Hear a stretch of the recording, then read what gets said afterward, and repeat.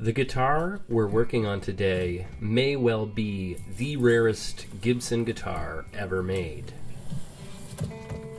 Beneath this crocodilian duct-taped case, we have an extremely uncommon guitar. In fact, it may be the only one. Please tell me if you've seen another or if you have one. This is a 1937 or 1938 Cromwell 200 ETG5. It is the tenor version of the Cromwell G5, which was their top-of-the-line electric with a Charlie Christian style pickup and a carved spruce top as opposed to the arco-pressed tops. Someone has scratched in the notes very helpfully there. GDCA, apparently. A screw has come through the headstock. Looks like this wing broke off at some point. The screw through the headstock is due to a multitude of incorrect tuners having been used. I'm not sure which ones were original, but I got a set from Classic City Vintage in Athens, Georgia, that having these inverted was the only set where the screw holes lined up based on the multitude of sets that have been there. Here we can see the stamped code here of 200 ETG5. Let's take a look at the back while we're here. It is in impeccable condition. Beautiful finish checking throughout. This we're not happy about. Somebody decided they needed a strap, and this is how they went about it. Back to the top, there are no real cracks. There's some finish damage here. Yeah, no real cracks to speak of. Some regular play wear, but excellent condition overall. There are a couple of little hairline fractures here around the output jack. And definitely a lot more wear around the sides, especially from being in the case. So we're gonna get it a nicer case or fix up the case. Now, owing to the particularly unusual condition of this guitar for something coming through my shop, meaning it's very nice, there's not a lot of work to be done, we're gonna do a full teardown and look deep inside and get to know this thing as well as we possibly can. So what is it that actually makes something rare? Because obviously there are almost infinite, if not an infinite number of objects of which there are only one in the entire universe. So rarity has to also relate to desirability, because all of my instruments are one of a kind, therefore they are one of one, they are very rare. This guitar that we're working on today may be the only one, but what makes it rare is that it was a production model that anyone could order at any time. However, electric tenor guitars were only available by order through Gibson, so you had to special order them through their catalog. They weren't producing them to send to retailers. And Cromwell is a brand that Gibson used to facilitate selling instruments through retailers that weren't Gibson authorized dealers. This meant they were able to diversify their sales and make more money, but still have, Gibson exclusive products. So this is, for all intents and purposes, this is a very fancy Gibson with a very unfancy stenciled headstock on it. And Cromwell was a budget brand. They did charge less for these off-brand instruments. However, this is a carved top with a Charlie Christian pickup and was their top-of-the-line model. The EG5 by Cromwell was their 6-string version of this, and available only by special order was the ETG5, which is this. And it's entirely conceivable that not that many or just this one was ever ordered, because who's going to order the fanciest version of an electric tenor guitar but in an off-brand. It's just unlikely. Another interesting aspect of the Cromwell EG5 and the ETG5 is they reversed the orientation of the mounting of the pickup. And so the screws and brackets are closer to the neck, and the pickup is closer to the bridge in what many might consider almost an ideal location for maximizing a balanced tone.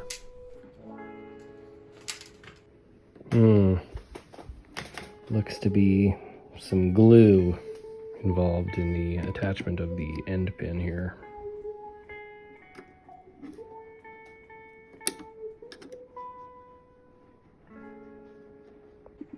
Well, I don't want to do anything rash on that end pin, so we're going to move on and take off the pickup and get out the electronics. Moving on to my third flat head screwdriver for this. You need to use the right size for each one, or you will damage them. Now, I need to ensure that this doesn't fall down when I take out the third screw. So I will... Ooh, this one's long.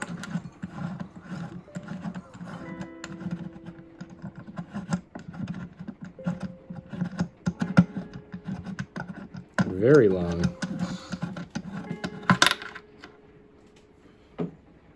And yes, I guess I'll just wedge it.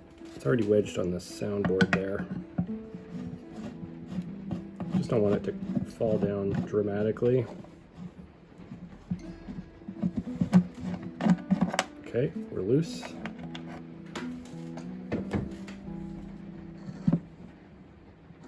Now, how do we get it out? Hey, that's what she said.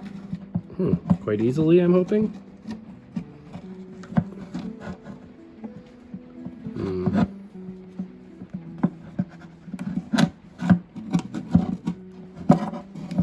Okay, here we go. Wow.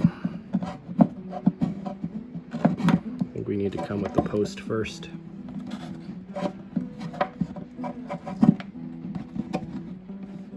Wow, it's tight. Don't want to do any damage. There we go, one down. Post out. Two down.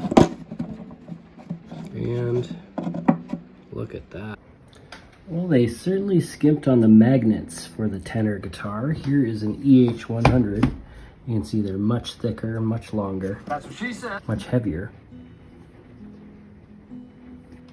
The potentiometers are enormous. I wonder if we can get a date code off of them. 1010138. Oh, look, we've got all sorts of patents. Central Lab, Milwaukee. Looking under the bobbin, you can see the two tabs for the high strings and the single tab for the low strings. And they seem to have a connecting bar in between, so these must be polarized at the same direction, meaning they're both like north-north, south-south, or vice versa.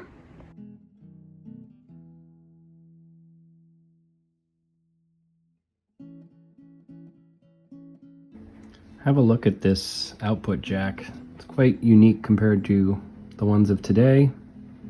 Got a little isolation washer there.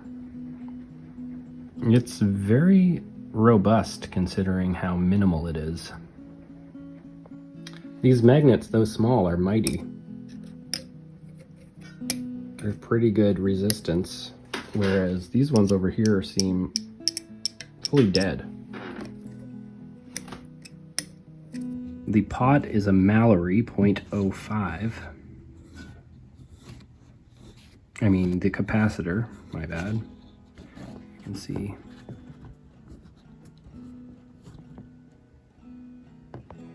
Now, the pot codes don't seem to conform to later layouts, and so it's not as cut and dry to figure out what year they are, but I believe there's only really 2 years where this was a possible option in catalogs, and they would be 1937 and 38. So it's one of those two. Through the F hole here you can see a factory order number, which appears to be 3180 with a red 4 at the end. On the pickup hole here you can see that there are some hairline cracks in the perfectly quarter-sawn, well, not perfectly, but very well quarter-sawn spruce. Going in, we can see we've got a little bit of liquid in there at some point. Here's our X brace. It's not carved or scalloped at all. And everything else is looking pretty nice. Here we've got the sides and the nice mahogany neck block. And the screw for the pickup goes through the popsicle brace. The distinctive fretboard of the Cromwells with the line down the center is looking nice. It's dirty. The frets are tarnished. And we do have some fret wear in the cowboy positions. Nothing major. Bone nut.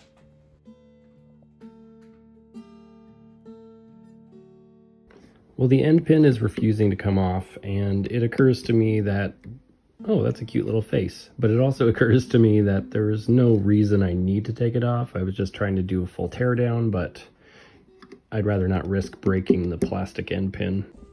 What shan't stay is this atrocity.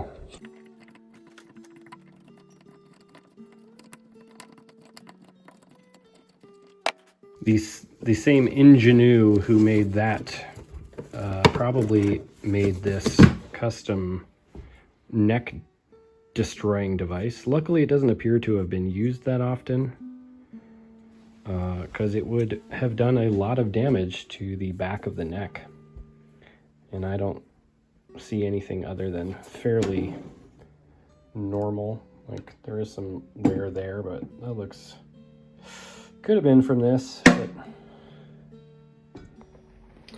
screw it. Let's take off the tuners too.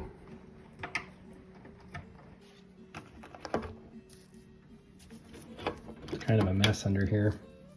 This one, you don't see any other holes really other than that set. Same here. Oh, I think I may have, no? There's one, they're a little offset from, and here obviously we had a couple of replacements that were enormous. Right then, we can't exactly leave that hole there, can we?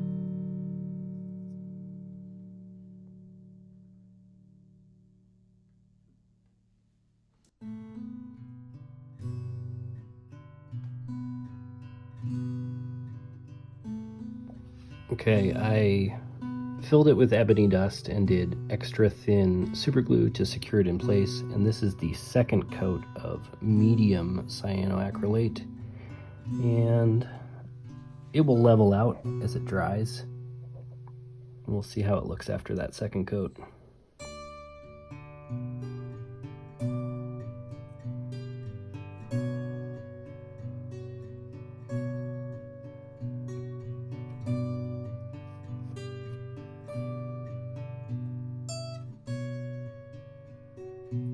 In low lighting, it's not bad.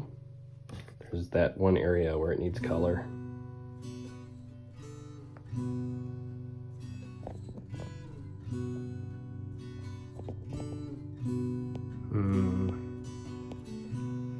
I'm almost happier with the other side, where I did very little. It dawned on me that this guitar has no ground, and I'd love to add a ground, and so I do need to get that end pin out.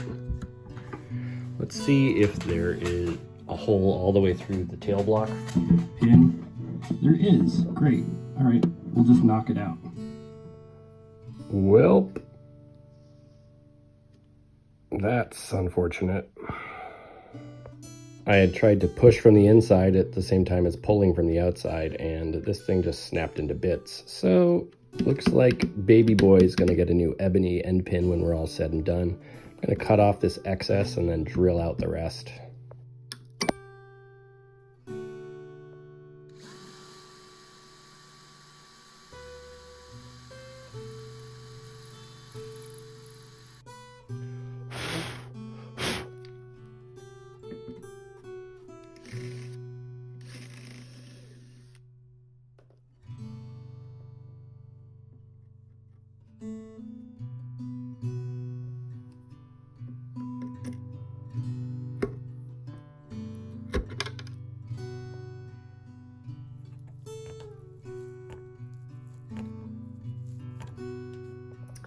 Now, to deal with these hairline cracks that are just in the surface, like they just come into the wood just barely, considering wicking in some thin super glue from the top, we've got another one coming off of this pothole here.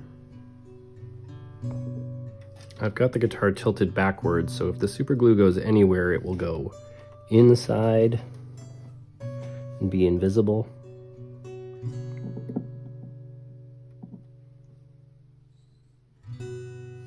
Just let that wick in slowly.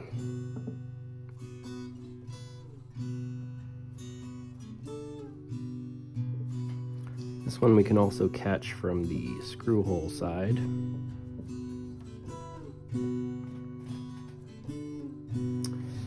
And likewise up here at this pickguard mounting screw hole. Now, to the goal of providing ground to the tailpiece, I'm going to cut the ever so slightest little slot in the tail pin here, and it will be covered up by the tailpiece, but that will allow me to put in a little wire underneath the tailpiece tail and make it invisible.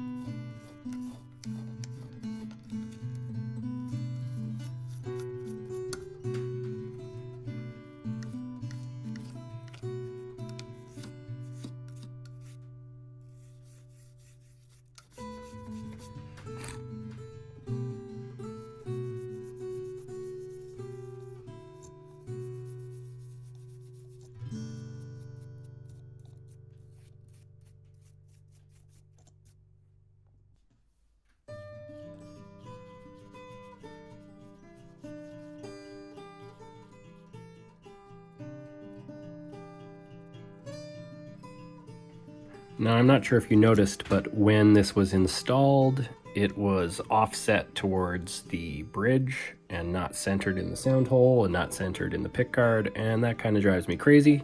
So I'm going to see what I can do about adjusting and or bending this bracket. There's actually a fair amount of adjustability here, but this magnet's sticking out further than this one. I wonder if I can affect that at all. I was able to straighten the magnets out and push this bracket in, but it occurs to me that these bracket holes are relative to each other on the body. And so I'm not sure how much flexibility I actually have. A little discoloration here from the super glue. Luckily that just wipes right off.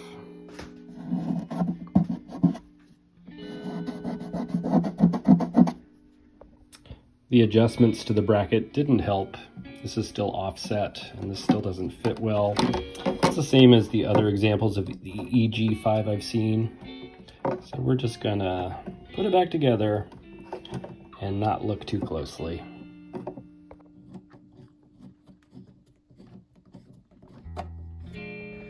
Now I had attempted to run the ground from the tailpiece hole to the output jack, but this is a very tight fit.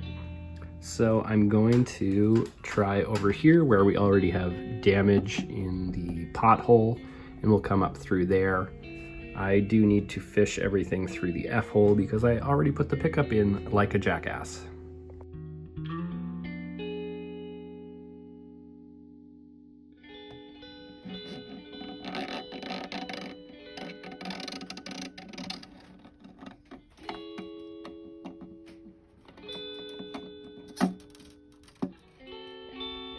Now, most people will solder the ground to a ground tab on the electronics, but that makes it impossible to get out the electronics when you want to. This makes it a lot easier if you have the ground mechanically attached instead of literally soldered.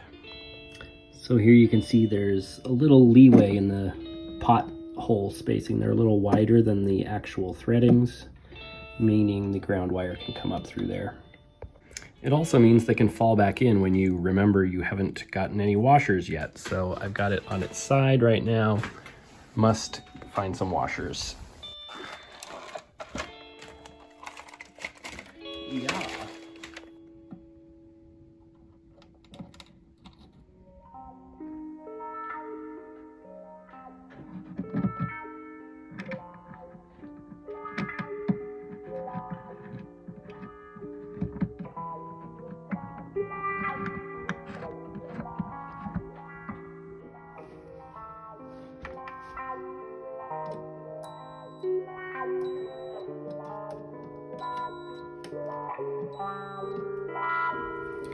Now with all the components, I'm making sure I wipe off any fingerprints underneath so that I'm not adding to the tarnishing actively while it's not in use.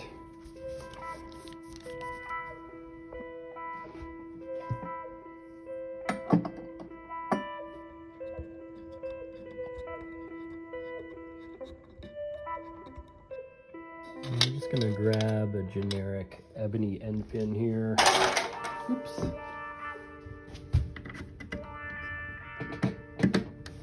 Nice. It's snug but not crazy tight. Perfect. Now the scale length on this Cromwell is just shy of 23 inches. I guess it's 22 and some stupid amount. And so we'll use that to help us inform our string gauges. And of course, because this is an electric guitar, we're going to use nickel wound strings, not phosphor bronze, as we're on there.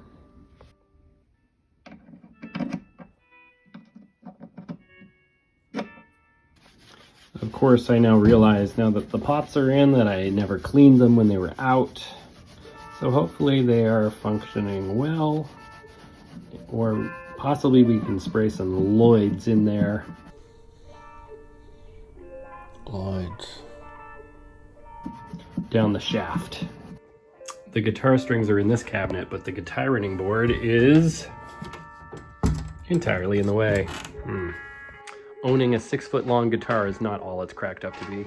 An 11, 14. Ooh, a plain 24, that's interesting. All right, I did 11, 14, 18, and a plain 24. Super curious to hear how that sounds. Let's tune it up. Okay, the 24 plain sounds very much like piano wire on a guitar.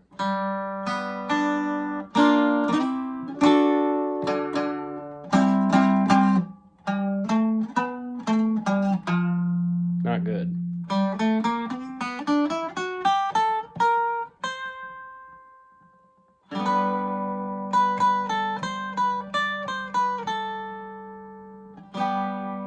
So we're going to switch that out, maybe for a wound string.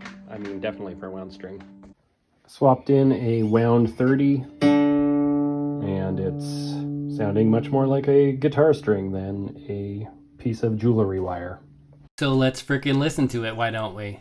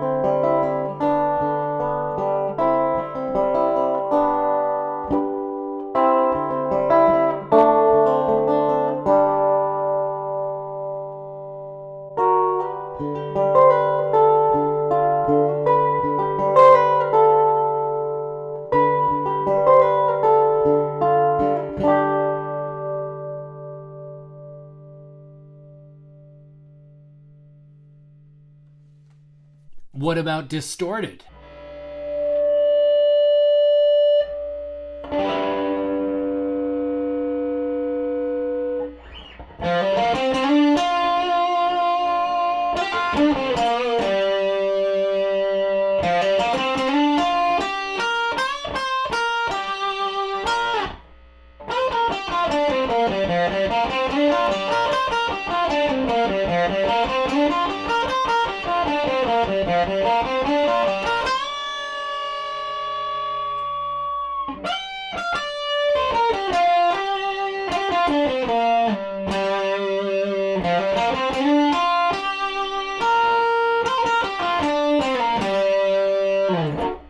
So, some final questions.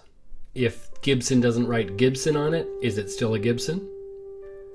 Is a one-of-one guitar rare? If not, what makes something more rare? Is it demand? Is it... I don't know. You tell me. You tell me. I'd very much like to thank you for watching the video. If you enjoyed it, hit the like button. If you really enjoyed it, hit subscribe. Even if you didn't like it, do both of those things. It would help out my tiny little channel and make it so it makes sense for me to continue doing this. And yeah, I'd like to especially thank members of the YouTube channel and Patreon patrons. Very helpful and very encouraging. And yeah, feel free and check those out if you like. As much as I appreciate keeping a guitar with its original case, and I will retain this, it's in such terrible shape and it's not doing a good job of protecting the guitar. So I am going to be putting this guitar into this hard case over here, and that will cause us to pull out this giant behemoth, which we're going to work on next for our next video. So look forward to this 13-pound pile of hard work. It was windy last night, so there should be some new wood on the beach. I went down the mountain, see what I could see. Walked up to the looking glass, it wasn't even me. Nothing no one ever could be, anything anyone even do. Nothing no one ever could be, anything anyone even do.